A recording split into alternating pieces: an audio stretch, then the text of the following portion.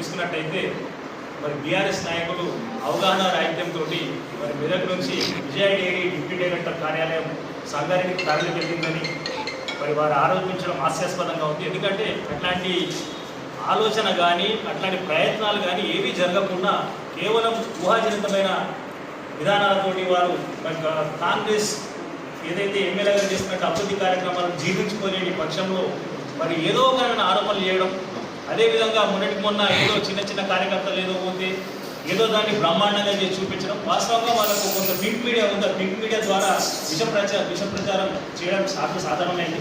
మరి తీసుకున్నట్టయితే మెదక్లో మరి గత 10 ఏళ్ల కాలంలో ఎన్ని కార్యాలయాలు మరి సిద్దిపేటకు కానీ సంగారెడ్డి కానీ హైదరాబాద్కి కానీ తరలి వెళ్ళి మరి మా ఎమ్మెల్యే గారు కాంగ్రెస్ ప్రభుత్వం వచ్చిన ఈ 18-19 నెలల కాలంలో మరి ఒక కార్యాలయం కానీ ఏది కానీ వెళ్ళలేదు. మా ఎమ్మెల్యే గారు ఛాలెంజింగ్గా ఉన్నారు. ఖచ్చితంగా తరలి వెళ్ళిన కార్యాలయాలను కానీ అంటే కన్సర్వేటర్ ఆఫీస్ కానీ ఇంకోటి కానీ ఖచ్చితంగా తిరిగి మెదకు రప్పిస్తానని దృఢ సంకల్పంతో ఉన్నారు.